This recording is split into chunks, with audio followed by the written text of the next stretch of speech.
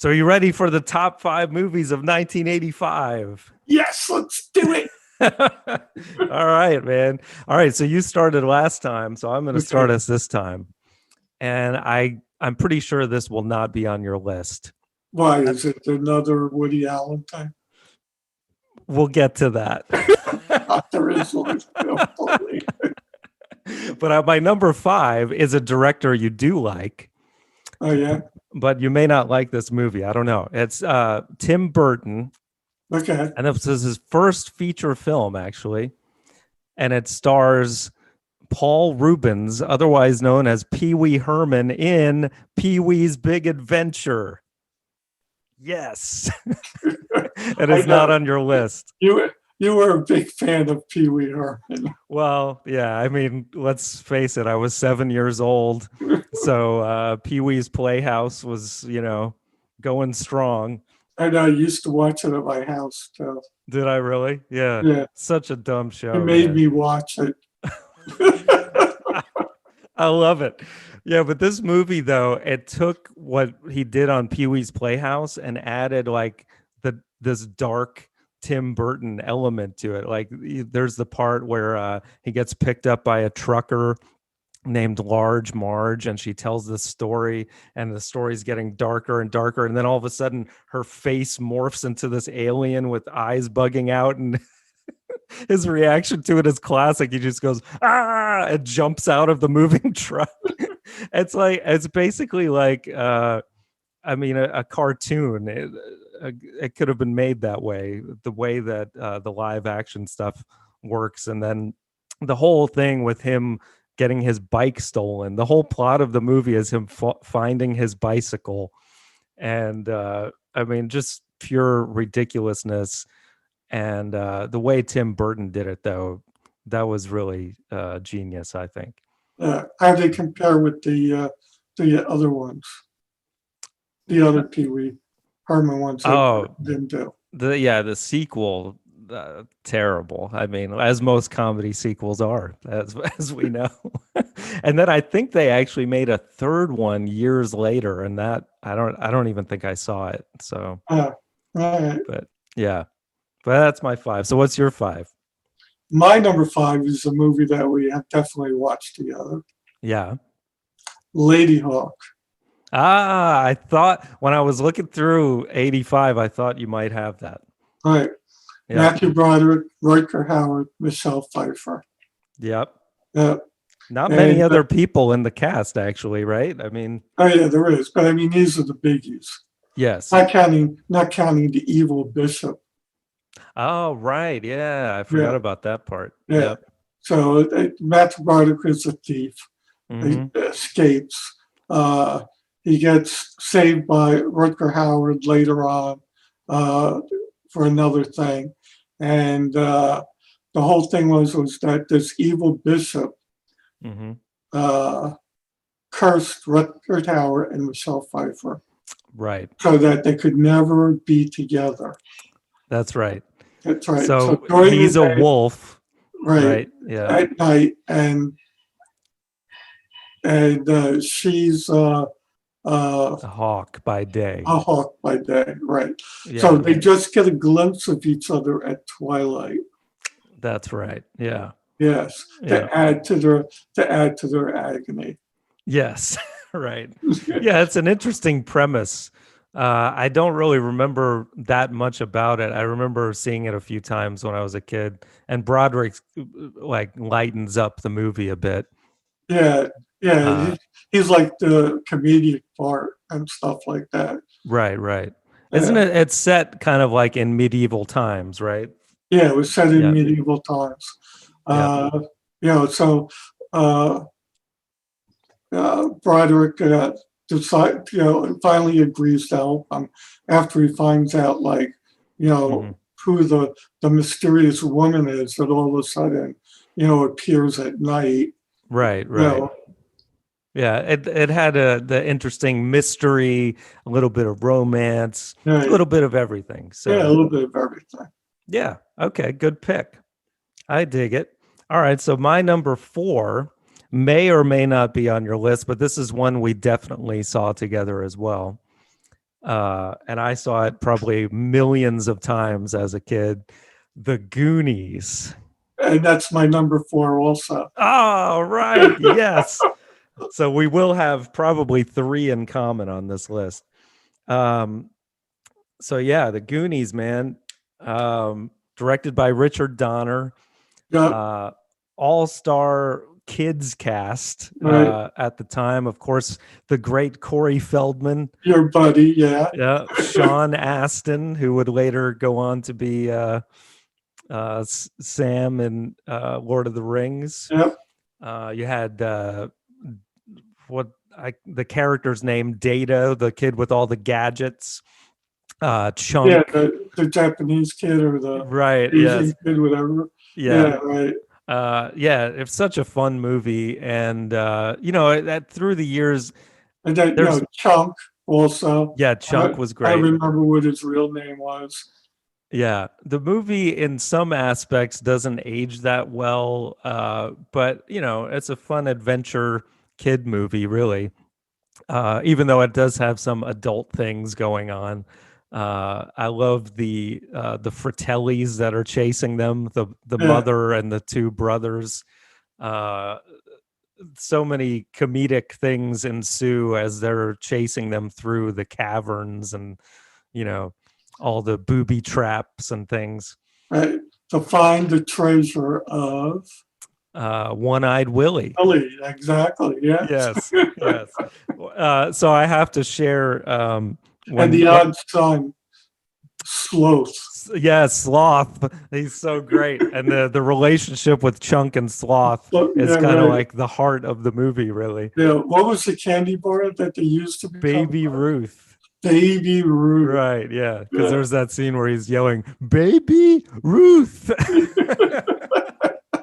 So my favorite part of the whole movie is at the end when Chunk says to Sloth, "You're gonna live with me now," and Sloth goes, "Ah."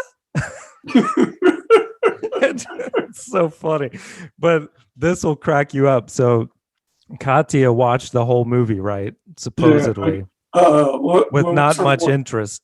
what And was her then one liner? at the end, uh, Mikey's looking at the horizon and the ship going in the Oh, distance, yeah. and he goes, "Bye, Willie. I'll miss you." And Katya goes, "Who the hell is Willie?" So I was like, "Did you watch the movie? Like, the whole point was finding One-Eyed Willie. You remember that, right? So great. So obviously, she either dozed off or didn't dig it that much. But Oh, yeah. Obviously, she wasn't paying attention to the movie at all because yes, she really didn't want to see it. but yeah, Goonies is. I mean, for '80s nostalgia, you gotta have it. All right, so that's definitely gonna make the combined list. Yeah. So I that's hope. number 4. So number 3 is my Woody Allen pick, and that's The Purple Rose of Cairo. Have you seen this movie? No. I hadn't either for a long time. I only saw it for the first time a few years ago. Mark was like, "How did you miss this one?" And it's a really good gem. Mia Farrow, his wife at the time, long backstory on that one. Uh, she plays the lead role in this movie where she's in a troubled marriage. Her and Danny Aiello, he's like an abusive husband, and she goes to escape to the movie theater, and she keeps watching this same movie over and over again, The Purple Rose of Cairo. And the lead actor in that movie is played by Jeff Daniels, who was not very well known at the time, I guess, as a lead actor. But she kind of, falls in love with the man on the screen. And in kind of Midnight in Paris fashion, he he comes off of the screen and like forms a real love thing with love affair with Mia Farrow. And it's a cool movie because it gets kind of like Midnight in Paris. Woody Allen lets his creative mind run free where other people get involved, because in the beginning you're like, is this just in her mind and that kind of thing? and really cool ending too that kind of leaves you hanging. But yeah, I definitely recommend it if you exclude. Just imagine no Woody Allen because he's not in this movie, so Okay. he's just the director. So So it's not a typical Woody Allen movie. yeah, I would say yeah, definitely not typical. Yeah. So yeah, I think that might be one to add to your watch list at some point. Okay. So what's your number three? My number three is another movie that we used to watch. Okay. Cocoon. Ah, okay. Did not make my list. Yeah. Don Amici, Wilford Brimley, Yeah. Brian Denny, Steve Guttenberg, Maureen Stapleton, Oh, that's right. Jessica Tandy. Yep. Yep. Of course. Yeah. Yeah. All-star cast. Right. I hadn't seen it in forever, but yeah, that was a good kind of alien movie, I guess, with Yeah. the Aliens, the alien spa next door. right. Yeah, exactly. Right. They the cocoons end up Next in to the the old swimming age pool, home. right? Yeah. Yeah, right. Next to the old age home. Yeah. Yeah. So the aliens, bought the house next door with a swimming pool, and they put these old cocoons in Right. that were the last Atlanteans left alive after Atlanta went down. That's what it was. Yeah. Yes. So then a couple of the elderly from the next door nursing home would go over and swim, and they'd feel like rejuvenated. So Right. then they got everybody going over there. Yeah. Yeah. I And it remember. wound up taking the life away from the pods, Mm-hmm. so they couldn't revive the aliens. Ah, yes. So they took the old people instead. That's a great synopsis. Basically, the movie. You almost like gave a Katya synopsis on that one. That was good. No, but it was a really good movie. Though. No, yeah, it had a lot of good heart to it, and yeah, I remember the ending. Don't they go like on a boat or something? Yeah. There's a boat at the end. Yeah. They're being chased by the Coast Guard. Ah, right. Yeah, and Gutenberg has to like Right, and then the protect fog them. comes, and then they all disappear and stuff. Yeah. Yeah. Who directed this? Was it Ron Howard? I think Yes, it was, Ron right? Howard. A Ron Okay. Howard movie. Yes, indeed. Okay, Yeah. cool. Good pick. Yeah, that's I need to go back and watch that one again. It's been a while. So okay, I think I know we may have the same 2 and 1. Maybe not. Might be flip-flopped. Or yeah, who knows? But my number 2 is something we watched together many times. And it continues to be one of those comedies I revisit a lot. And it's Real Genius. Oh my God, I forgot all about Real Genius. What? Oh man.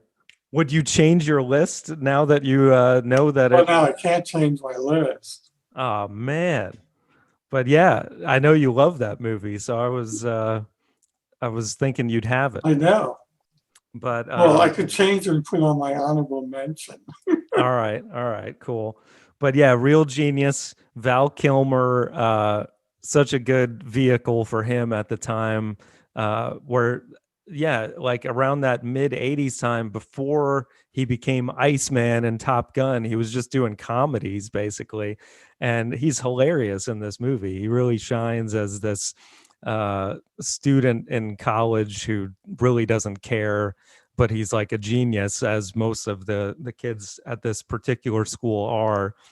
And they're trying to make this laser that the government wants to get from them, and Right, to use as a weapon. exactly. And it's got that actor that I can never remember his name, but he always is typecast as a jerk. He was the jerk in Die Hard, the jerk in Ghostbusters. He plays the guy who's over that department and is basically using the kids. And so there's multiple plot lines, which are all great, including Laszlo, the guy who lives in the closet. that's been there for like however many years.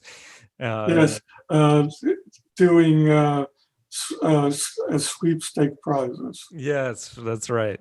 Yeah, and then the culmination of the ending where not to give it away, but this house that ends up exploding with popcorn uh and Tears for Fears music going. It's fantastic 80s nostalgia and lots of laughs. So, Yes, very good pick.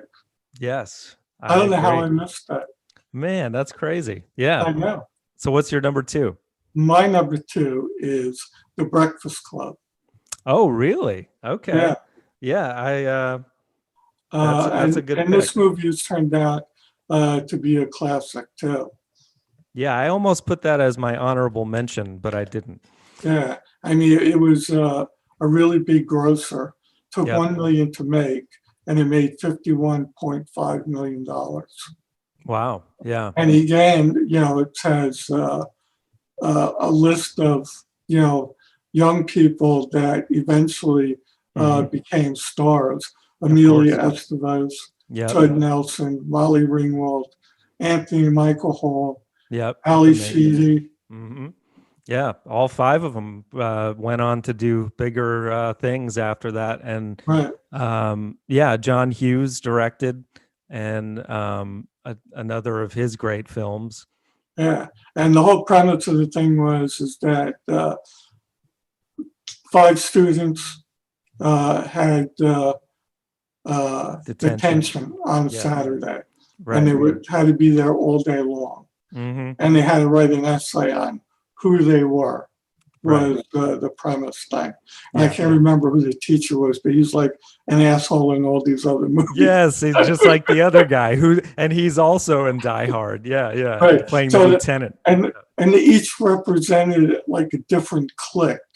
Like there was a Yes, snobbish beauty, there's a right. brainy guy, a Yep. wrestler, Yeah. a rebel, Yep. and then a really shy girl that like had Was a like some weird, kleptomaniac and stuff. yeah, Yeah. weird behavior and stuff. Yeah, but they find out that they all have more in common than they thought, Right. and they Their all have parents, issues. especially. Right. Yeah. They Yeah. all had like terrible parents and stuff. So Yeah. they wind up bonding in the movie and stuff like that. So Yeah. it was like a really good, coming of age movie. Yeah, that's one I've revisited a lot, especially like when you getting older, you can see too like the appeal of because I saw it when I was younger than teenager, but you can see why teens really like gravitated toward the film because I'm sure a lot of kids felt the same feelings of at least one of the characters. And one other great Hughes movie that takes place all in one day. He's known for doing Yeah. some of those. So yeah, good pick. So before we get to our number 1, my honorable mention, I almost put Breakfast Club, but I chose something that I knew you wouldn't say, which is Explorers. I was thinking about Explorers. Yeah. There was a lot of those that we watched, Yeah. Yeah. that came out that year. Right. Explorers was one of them. Yeah, that was Joe Dante who directed Gremlins. Right. This was 3 kids that make a spacecraft basically, and with using computer technology somehow. And River Phoenix was in it. And who's the other kid that went on to be in Dead Poets Society? He's been in tons of things since then. But anyway, yeah, fun kids movie. It goes a little off the rails like when they finally get to outer space and stuff, but it was definitely like a fun adventure movie. That's the one where the alien was like singing the Mr. Ed song. Yeah, yeah. And a horse is a horse, of course. Nobody can talk to a horse, of course. Exactly. This is what I mean by off the rails. Yeah.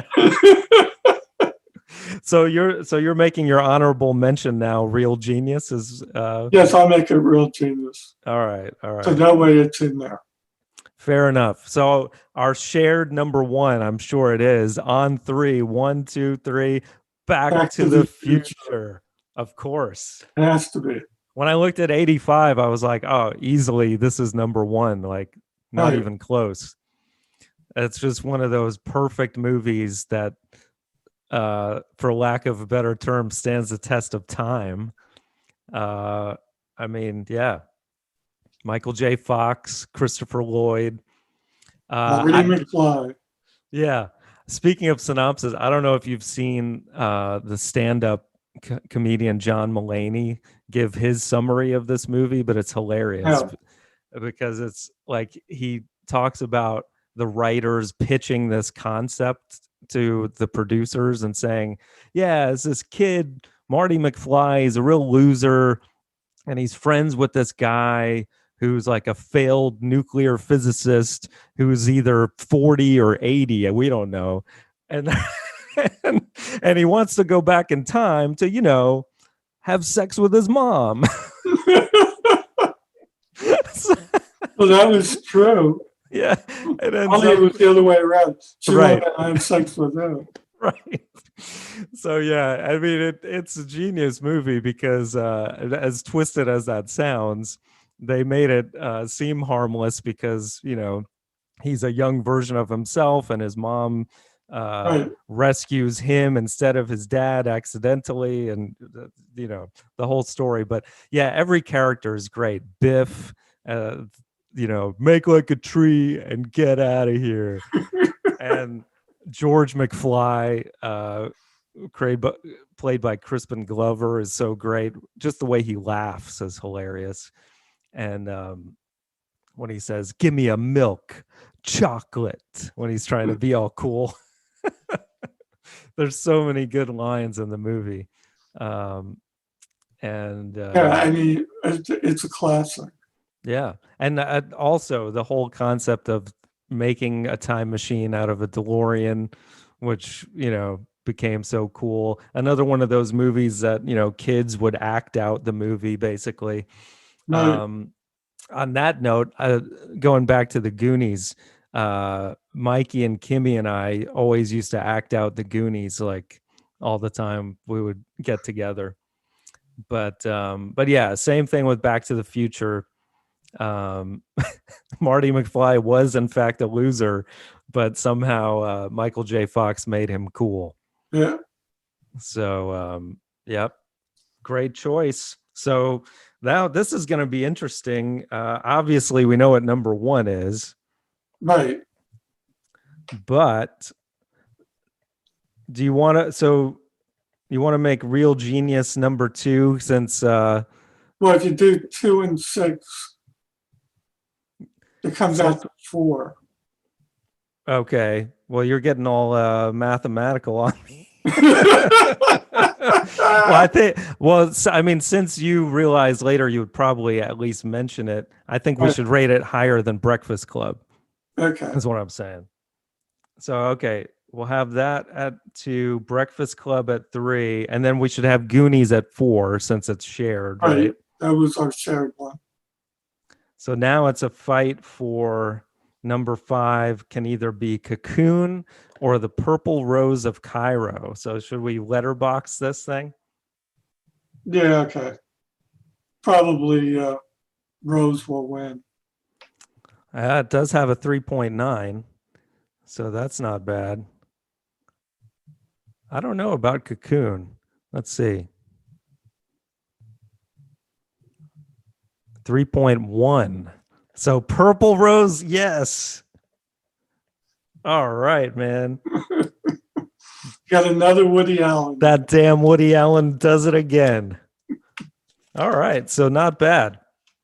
All right, let's read off the official list. The best movies of 1985. Our favorite movies of 1985. Yes, indeed. At number 5, The Purple Rose of Cairo. At number 4, The Goonies. At number 3, The Breakfast Club. At number 2, Real Genius. And at number 1, Back to the Future. Yeah. Yay. All right, man. Not bad. I dig it. So next time, tune in for 1986. another great year in movies. The 80s were pretty spectacular. So be sure to Yeah, it was like one movie right after another. oh yeah.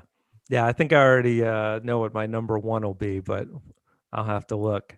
So, all right, we'll see you next time. And thanks for watching. Love you. Love you too. All right, see ya. Bye.